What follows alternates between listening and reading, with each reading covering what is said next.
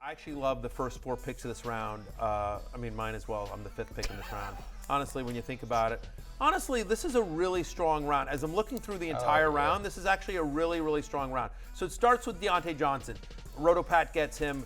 Absolutely love that pick. We think the Steelers offense takes a step forward, obviously, in terms of positive regressions. There's no more positive regression candidate for touchdowns than Diontae Johnson. You mentioned Dameon Pierce with Pete. Completely agree there. I like producer Dameon getting Justin Herbert, we just talked about. I think he has a chance to be an elite fantasy quarterback. He was quarterback 2 years ago, so getting him in the 5th here. Brandon Ayuk is somebody that made the love list as well. We talked about there's a chance he's the number 1 wide receiver on that Niners offense. And then I go with Darren Waller. Again, trying to dominate like every position. You guys know how high I am on Darren Waller. Yeah. So getting him at the tight end position.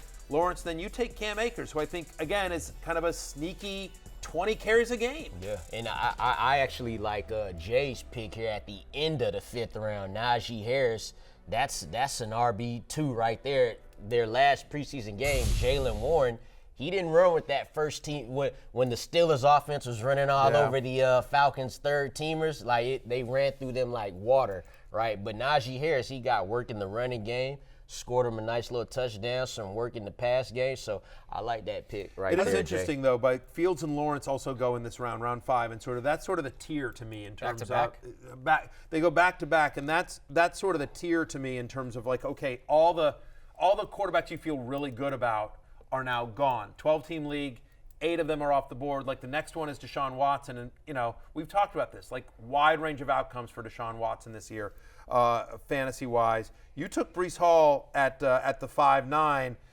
Always good to see when the Jets guy takes the Jets running back. Yeah, it's a good sign for Breece Hall, I would say. Yes, it is. I mean, listen, with this, it's half PPR. Breece is going to be ready to start the season, but you're really looking to lean on him in October. So if you feel like your roster at this point can survive the month of September, which I did, I think Breece at the end of round 5 and half PPR is actually right where he should go. Yeah. Najee Harris, effectively taking him as a 6th round pick. Like the dip on Najee Harris is way too much. Najee Harris had a pretty mediocre year last year, and he's still RB12. And I get the concerns about Jaylen Warren, but Najee Harris is still going to be, he's in place to be the lead back on an improving offense on a team that Kenny Pickett's not going to throw the ball 40 times a game. They're still going to run the ball a fair bit. So I think Najee Harris, I think he should be a late 3rd round pick. I will tell you that of all the picks of yours that I hated, this is one that I hate less than the other picks. That makes sense. I will grant you that. That's fair. I will grant you that. Yeah, no, getting him at 5'12" is ridiculous. Hey, it's Matthew Berry from NBC Sports and Rotoworld.com.